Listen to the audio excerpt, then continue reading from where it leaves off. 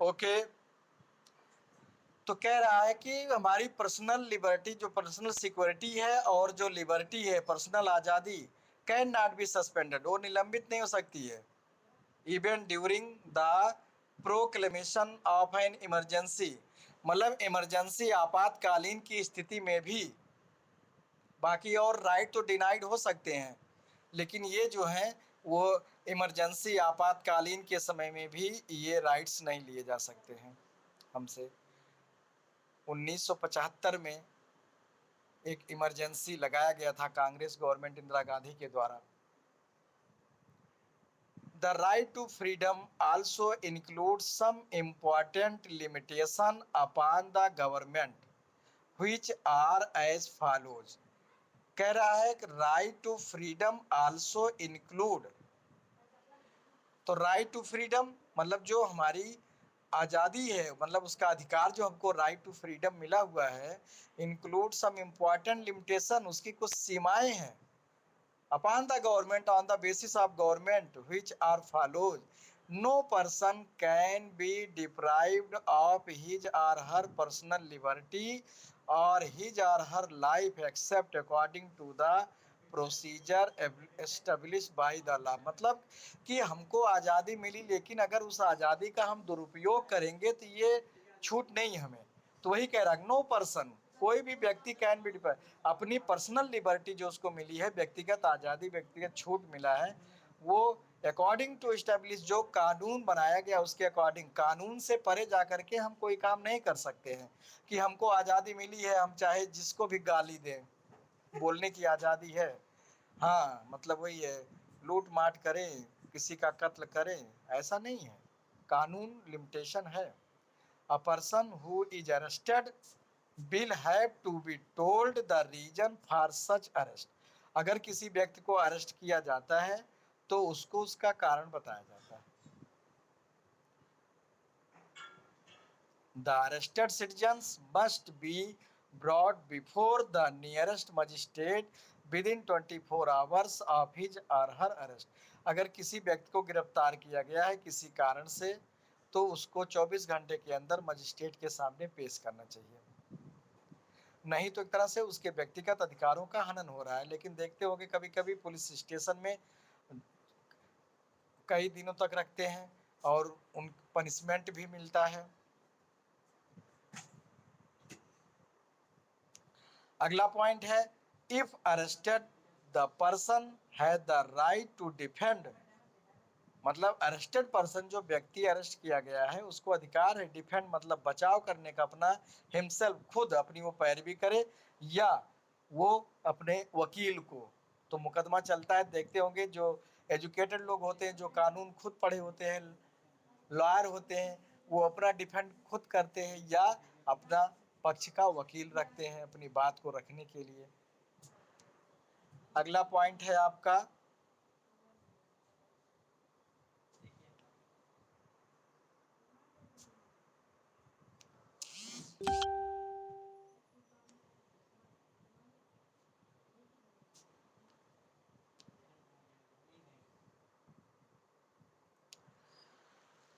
Right against exploitation.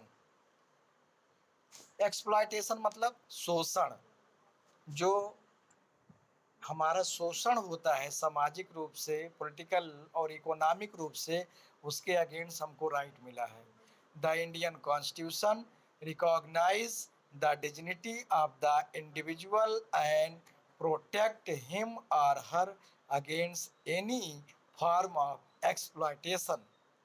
Article 23 और 24 में यह हमको ये राइट मिला हुआ है हमारे संविधान में कि किसी भी एक्सप्लॉयटेशन के अगेंस्ट हम कानून, मतलब कोर्ट में जा सकते हैं।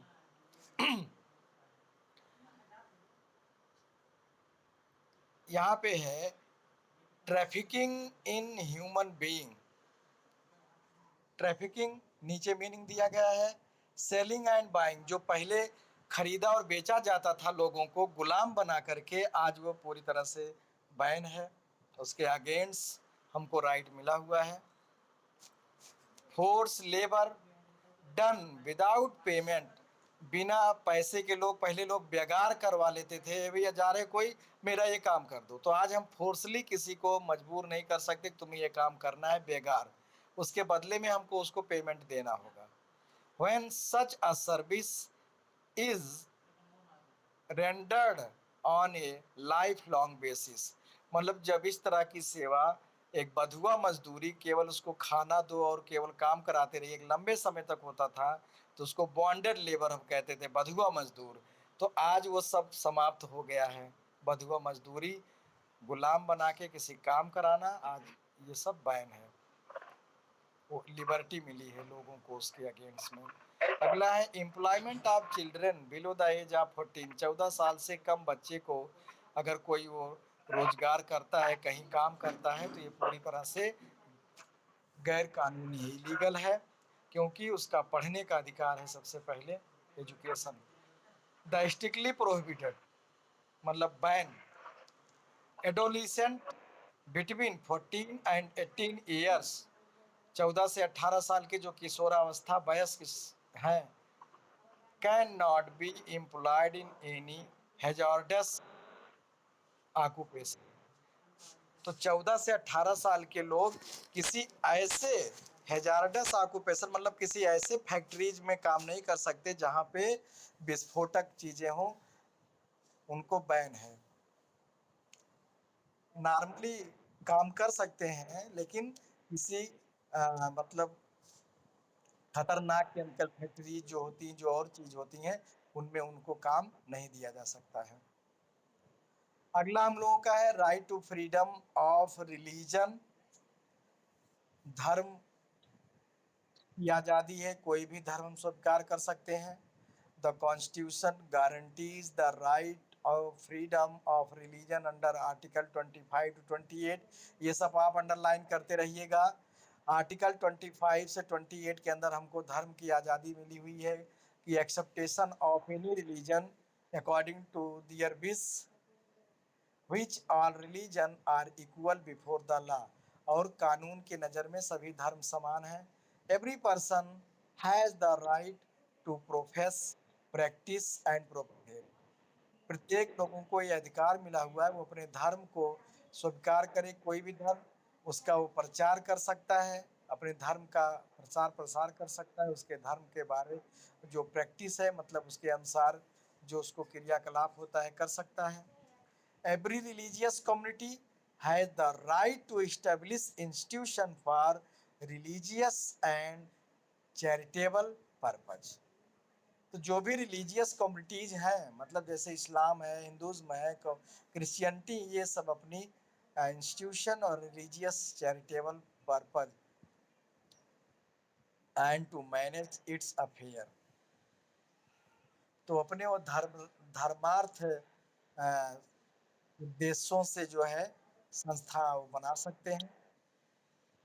No citizens can be denied admission in any educational institution managed or aided by the states on the basis of religion, मतलब no citizens can be denied किसी नागरिक को हम डिनाइड नहीं कर सकते, मतलब मना करना, या admission in any educational institution, किसी भी शैक्षणिक संस्थान में प्रवेश लेने से, on the basis of religion, caste. अगला पेज आपको प्रोवाइड कराएं।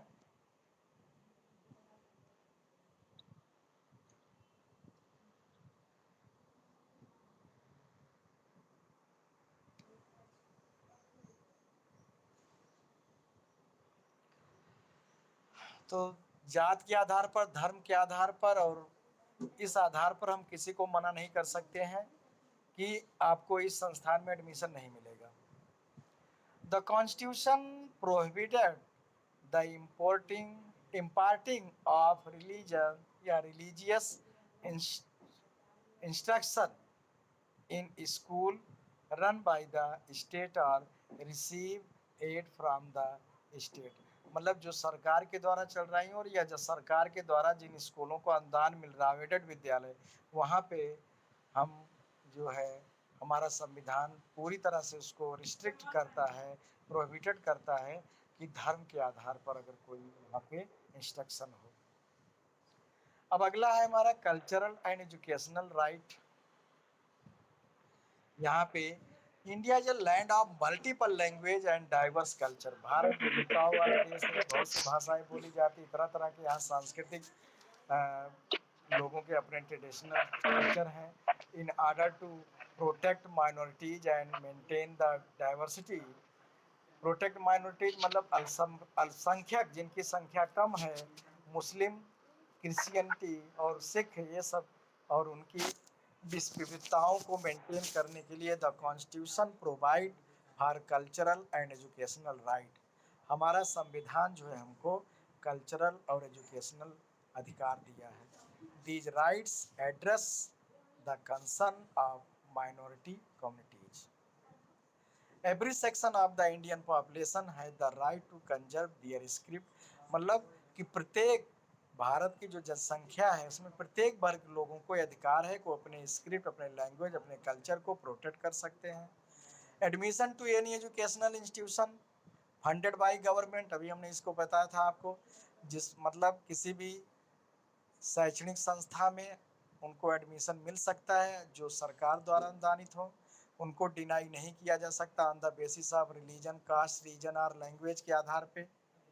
Every section of society has the right to establish and administer educational institution of its choice. अगला हेडिंग हम लोगों का है right to constitutional remedies. Constitutional समय समय पर संविधान में संशोधन करने का भी राइट्स है। रेमेडीज मतलब उपचार। In order to ensure that the citizens right are respected by the state, मतलब गवर्नमेंट के द्वारा एक तरह से उसका सम्मान हो। Constitution has provide for the right to constitutional remedies under article 32। Underline करिएगा आप लोग। This itself is a fundamental right and maker other right effective by virtue of this right। क्या है ये? स्वयं एक फंडामेंटल राइट है, मूलभूत अधिकार है। And maker other right effective by virtue means quality of this right.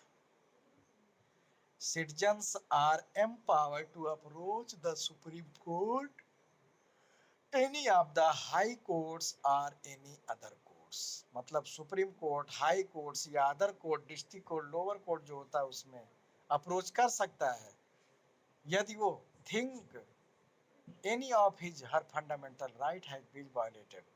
मतलब अगर वो सोचता है कि उसका कोई भी मूलभूत अधिकार वायलेटेड हो रहा है गवर्नमेंट के द्वारा या स्टेट के द्वारा, उसके अधिकारों का हनन हो रहा है, तो वो अपना अपील कर सकता है लोअर से लेकर के सुप्रीम कोर्ट तक कहीं भी। Supreme court and high courts have the power to issue directives, order और writ for the enforcement of the fundamental right. Supreme court या हाई कोर्ट को पावर है इशू डायरेक्टिव्स। डायरेक्टिव मतलब ऑफिशियल इंस्ट्रक्शन, और writs का मतलब होता है रिटन कमांड। जो हम लोग याचिका दायर करते हैं कोर्ट में उसी को रिट कहते हैं, लिखित। अगेंस्ट चाहे गवर्नमेंट के हो चाहे और किसी के खिलाफ जो याचिका पड़ती है अपनी मांगों को लेकर के, वही है। यहाँ पे है the fundamental right as human right. मानव अधिकार, मानवाधिकार एक फंडामेंटल राइट्स है। The fundamental right draw from the universal declaration of human right adopted by the united nation. किसके द्वारा? संयुक्त राष्ट्र के द्वारा ये अडॉप्ट किया गया है कि universal declaration of human rights, मानवाधिकार। These rights can be enjoyed by every citizens of India. और ये अधिकार हमको भी मिला है, हमारे नागरिकों को मिला है। भारत का प्रत्येक नागरिक ये अपना जो राइट्स है इसका आनंद ले सकता है। मतलब सबको ह्यूमन राइट्स है। बहुत सी चीज़ें होती, देखिए हम मानवाधिकार के तहत मांगते हैं, या जब कभी हिंसात्मक होता है, वायोलेटेड होता किसी का, तो मानवाधिकार आयोग में हम लोग अपनी शिकायत करते हैं, और जो एक्टिविस्ट होते हैं, कार्यकर्ता होते हैं, वो उसकी जांच पड़ताल करते हैं। The belief under pinning human right is that every human being must have some basic right to lead a defined life and live up to his or her potential to the best possible extent. यहाँ पे देखिए box में दिया गया है universal declaration of human right UDHR is a declaration adopted by the United national general assembly. तो UN general assembly के द्वारा 10 दिसंबर 1948 को 10 दिसंबर 1948 को ये डिक्लेयर किया गया, मानवाधिकार का गठन हुआ और तभी से हम प्रत्येक वर्ष मानवाधिकार दिवस मनाते हैं 10 दिसंबर को। एट पैलिस डी चैलियोट पेरिस में, फ्रांस में ये प्लेस का नाम है। The declaration arrows directly from the experience of the second world war. जो द्वितीय विश्व युद्ध का एक्सपीरियंस था, अनुभव था, उसी के बाद तो यूनाइटेड नेशन बना 1945 में 24 अक्टूबर को, इसे यूएन डे मनाते हैं हम लोग। The first global expression of right to which all human beings are inherently entitled to. It consists of 30 articles which have been elaborated in subsequent international treaties, regional human rights instruments, national constitution and law. The International Bill of Human Rights consists of the Universal Declaration of Human Rights, the International Convention on Economic, Social and Cultural Rights, and the International Convention of the Civil and Political Rights and its two optional protocol. In 1966, the General Assembly adopted the two detailed convent which complete by the International Bill of Human Rights, and in 1976, after the conventions had been ratified by a sufficient number of individual nations, the bill took on the force of international law. तो ये था आपका universal declaration of human right, मानवाधिकार। अब fundamental duties, the fundamental duties are novel features of the Indian constitution. जो हमारे मूलभूत हमको कर्तव्य बताए गए हैं, अगर अधिकार दिए गए हैं तो कर्तव्य भी हैं। Originally the constitution of India did not contain the fundamental duty. वैसे मूल रूप से जो है हमारा संविधान did not contain fundamental duties नहीं रखता। However it was felt that the relation between the people and state is reciprocal. मतलब लोग हमारे लोग, जनता और सरकार के बीच में संबंध है एक दूसरे का रेसिप्रोकल है, इनवर्स। मैथ्स में पढ़ते हो ना रेसिप्रोकल 1/2, तो उसका reciprocal 2/1। If people enjoy certain right, अगर लोग कुछ अधिकारों का, उनको अधिकार मिला, उसका प्रिविलेज जो ले रहे हैं, they must also fulfil duties toward, तो उनको कुछ अपने कर्तव्य हैं जिनको पूरा करना चाहिए। अगला पेज आपको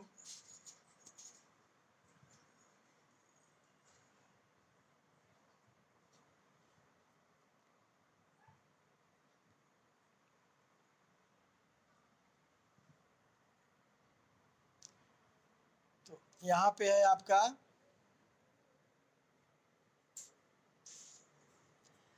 the state, although there is no provision in the constitution for direct enforcement of any of these duties, yet the courts are guided by these duties while interpreting various laws. यहाँ पे है the